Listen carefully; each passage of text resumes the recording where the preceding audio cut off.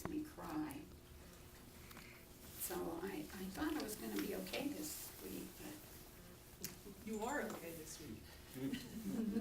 tear-wise.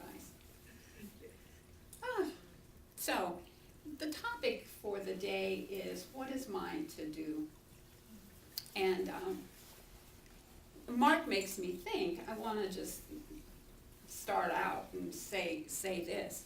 Wednesday, after his beautiful service, I started to say to him, I'm so proud of you. And yet, that is not for me to say. It is not for me to do. Mark is the one who is the one to be proud of himself, not I. And it's hard for us to get clear on what is mine to do. Mine is to open my heart and appreciate and admire, not to be proud, because it is no real result of my efforts except for love. So we do that to so many people that we encounter. We make a judgment that is not ours to make. It is not for me to do. And the whole concept of what is mine to do is so important to the way that we live our lives. Kate and Aaron and I went to the Parliament of World Religion, and it was a wonderful, amazing experience. And one day on the train, we encountered a Hindu man who had on a blue turban, who was very dedicated to political correctness. And he wanted us to come and protest the fact that the Imam of Saudi Arabia was at the conference, and he had no right to be there, and shouldn't we come and protest his presence? And we try to explain that we're a faith that is against nothing but for something. And he said, well, Gandhi said we should blah, blah, blah. I love Gandhi. This man obviously was very dedicated to his belief system, but protesting the Imam being at the Parliament of World Religions was not ours to do. So what is ours to do when it comes to political issues? If you believe strongly in something, then that is for you to do. For me, being for something and against nothing is what it is for me to do. And because I'm a religious scientist and I follow the teachings of Ernest Holmes, what is for me to do is to pray. So there's a quote by Ernest Holmes in the Science of Mind magazine, which says, a treatment, or an affirmative prayer, is an active thing. When one gives treatments, they are not sitting around hoping that something may happen. They are definitely, constructively, actively stating, sensing, knowing some specific good. So as a practitioner of religious science, what it's for me to do is to pray and trust and know that the law of action, the law of reciprocity will be the action called for. That's what's for me to do. We have a tendency to fill our calendar with a lot of things, a lot of doing that is not for us to do. So the practice of every morning saying, what do I need to leave off of my calendar to make room for what it is for me to do. What should I leave off of my calendar to make room for what it is for me to do? So to step into what it is for me to do calls for each one of us to examine and take a look at, evaluate what we really believe, what is important to us, who we are in this world, what we stand for in this world. That's what is for me to do. That's for each one of us to do. I want to just read this quote from Reverend Brian Akers, who suggested this reading today, the readings of Ernest Holmes. But he also says, oftentimes we're asked, what is mine to do, when it comes to the outer effects that we see in the world. The religious science standpoint is clear on this issue. We must hold an idea and then act on it as if it were already so. If we wish to experience peace, we must assert that peace is ever present and then allow our action to consider this truth in every decision we make. It is less a matter of choosing now what action to take and more of a matter of allowing every action we take to include this idea that we stand for. I got up here without my glasses, so I'm sorry. I could go get them, or if you're tolerant, I can squint and read this here. Whatever you're comfortable with. So this means that all of our actions need to be in alignment with our belief systems. What it is for us to do, what it is for me to do, needs to be in alignment with what I believe, what I stand for, what I speak, and what action I take. This means our action is to continually work to practice and thus develop a natural habit or tendency that favors and values peace at the center of all that we do. That's the belief system of religious science. Working toward a world that works for everyone. Being in alignment and in harmony with a world that works for everyone. Even the conditions which seem to resist our desire must be accepted and acted upon as if the desire itself is being revealed. So in other words, when we pray for a condition, when we pray for a circumstance and a situation, it is for us to believe that prayer is fulfilled and to act in alignment with that, to not allow ourselves to waver, to not allow ourselves to doubt, because the doubt is also a prayer, and it causes confusion in the law. So when I say, oh, I want this, but no, I want that, but it could be this, could be that, the law begins to stir and become confused. And the outcome is that same level of confusion. This, that, no, maybe, I don't know. So that's how our life ends up. What is it for me to do in any given situation or any given circumstance? I have to confess that I have personal turmoil in my life right now, and that is because there's a circumstance in my apartment building that is very disruptive to me. And I am at a place to make a decision. What is there for me to do?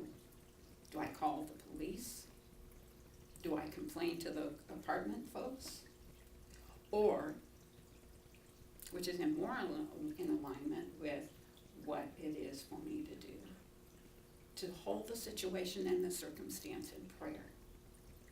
To trust and know that no matter what the outside effect may be, I can pray from that place of creativity, that place of cause, and trust and know in whatever way is called together, that circumstance and that situation will be resolved.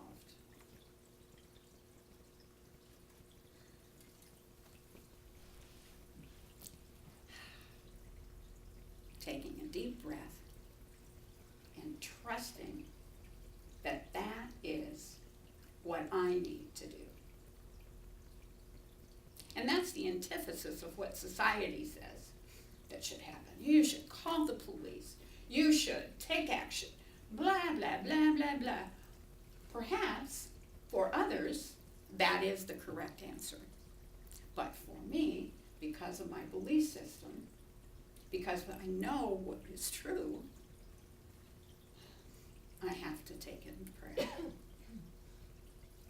Now, the real issue is clearing the fog, letting go of the conversation, letting go of the fear and the doubt and the what ifs, and just come to the center of the cause. Come to spirit. Come home to that divine essence that really knows the next step, the next right step. It's not my job to make it happen. It is my job to hold the truth, to be in peace, and to know that this disruption is an effect. It's for me to come back to the cause, to be the cause, and trust and know that it's not my job to make it happen. It is only my job to know the truth, to be at peace. So when I act in connection, in contradiction to my desire, that's a prayer in itself.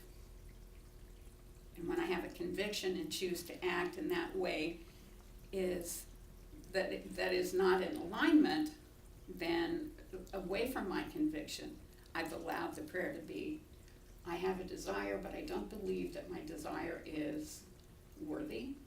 I don't believe that my prayer is in alignment with what's going to happen, and so I contradict my prayer.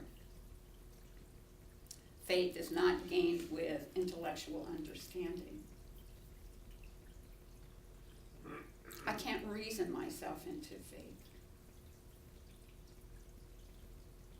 I can only have faith, to stand in faith, to know that the truth will win out, that good will ultimately come.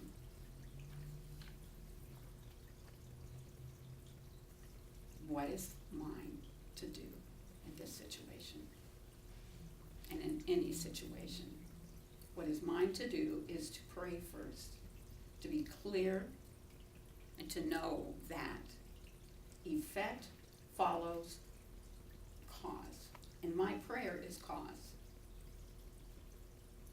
That underneath all things, all illusions of conflict, all illusions of disruption, the truth of the matter is, at the base and the foundation of it all is love and is peace. That's what is for me to do. To clear away the clutter, to clear away the ideas of not gonna happen, everything's gonna be a mess, and oh, yeah. You know the conversation you have with yourself. And just come to the place of knowing all is well, So we can apply that principle to this country, to our political belief systems, to this group of lovely, loving people, to neighbor troubles, to work troubles, relationship issues, abundance, money issues. We can apply this principle to all things. What is it for me to do? What is mine to do? And in all these circumstances, in this situation, what is mine to do is to know the truth and to pray.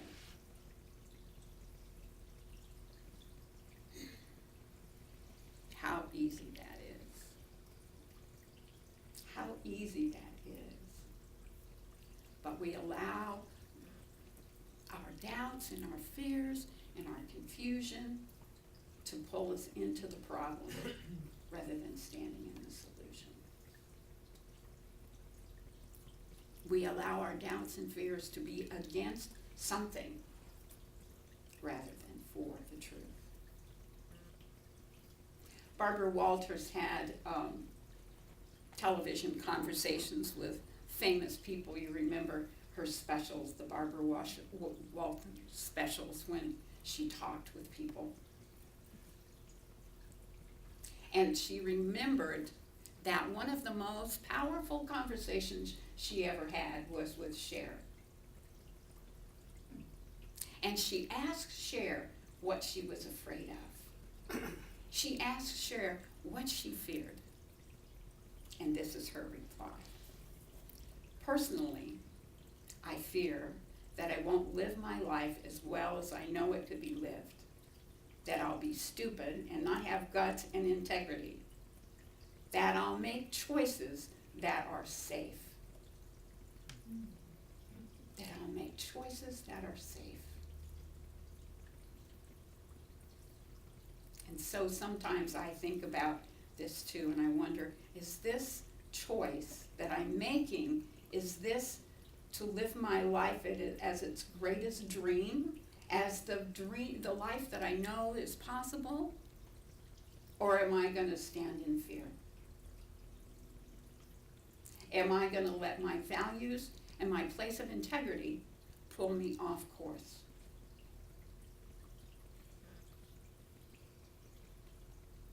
Or am I going to do what it is mine to do, which is pray, which is knowing the truth, that all is well, that God is in its heaven, God is in me, and each one of us, and all is right with the world. That's what is for me to do. And ultimately, that is what is for each one of us to do. Because when we take action against something, then that is a prayer also. But it's a prayer of adversarial relationships. It's a prayer of conflict. It's a prayer of discord. When we are against something, we're out of harmony with the truth of who we are, the truth of our deepest integrity. Now, that doesn't mean that we get to just sit around and do nothing. It means that we get clear on the truth that what we think is what we get. And we are ultimately responsible for our thinking, because that is how action is taken. From that place of divine integrity, divine truth, and centered in the law that is God.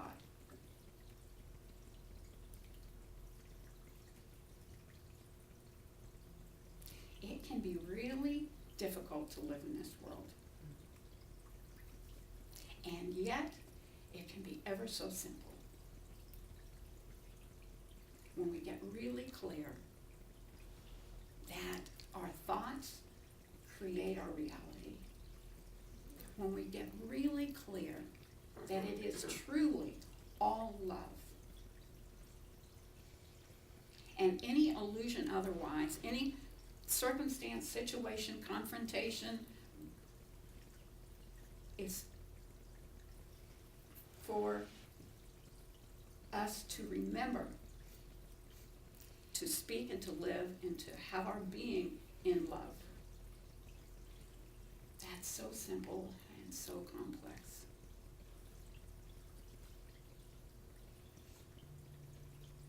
Charles Fillmore, at age 93, said this. I probably read it to you 2 or 3 times. So, Charles Fillmore at 93 said, I fairly sizzle with zest and enthusiasm, with a mighty faith to do the things that ought to be done by me. I fairly sizzle with zest and enthusiasm, with a mighty faith to do the things that ought to be done by me. Sizzle with enthusiasm and faith to do the things that must be done by me. So we never get through doing the things that must be done by us. And hopefully we never get through sizzling with enthusiasm. I love that line. That's how I want to live my life. Sizzling with enthusiasm to do the things that must be done by me. What is it for me to do?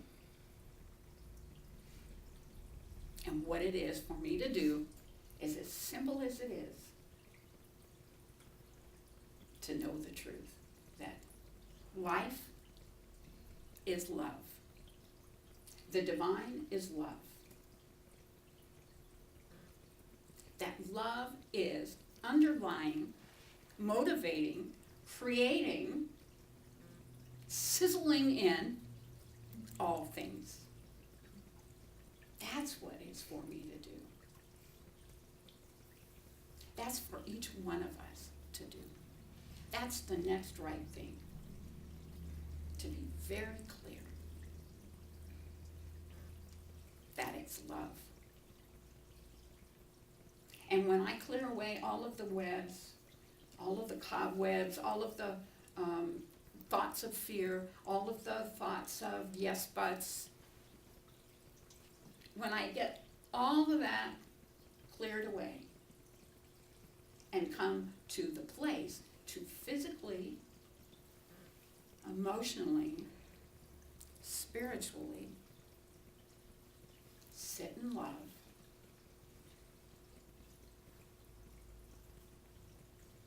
then all things are made right. That's what's for me to do. So, the truth is, it's all love, and guess what? I love all of you. Namaste.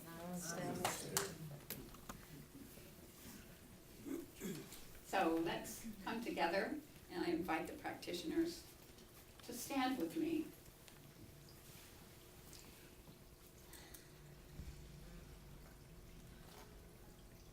As I clear away all of the false ideas and the false beliefs. As I clear away all of the fear, all the sense of lack and problems and issues that are ever so creatively made up by me.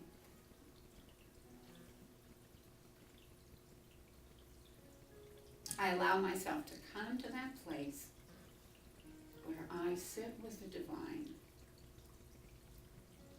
where I sit in deep, abiding love.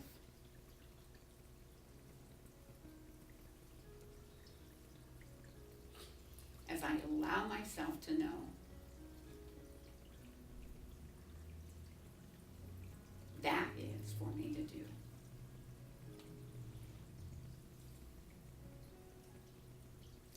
And so on behalf of each one of us present, I do what I know best to do.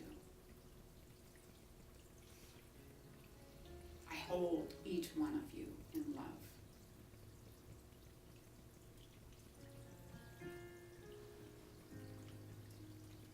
I allow you to be filled with peace because you are God in action, and God is only peace.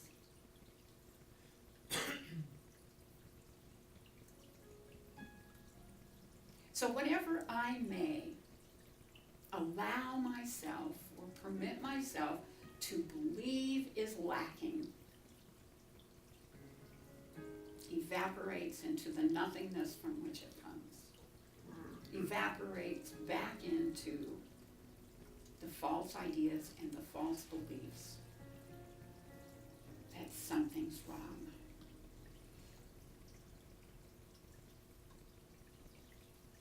I allow myself to come to the place that I am for all that is good, that I am for peace and harmony, abundance, joy, dynamic, vital, sizzling good health, that I am for love,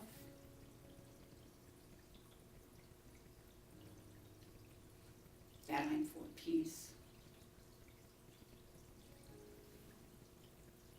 because that is the truth of the divine.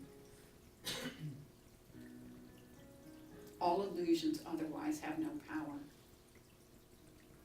They have no toehold in my life.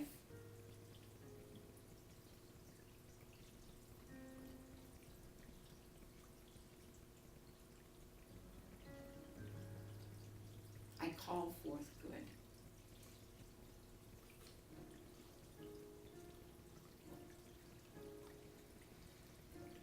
And I get out of the way and I let God do what it is God's to do.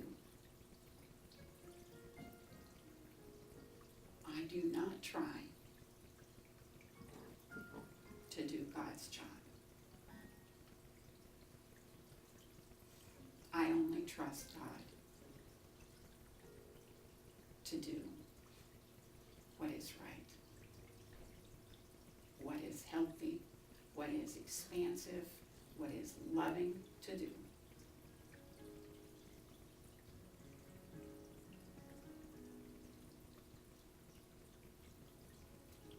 I know this to be true, and I claim that knowing for each one of us, as I say. And so it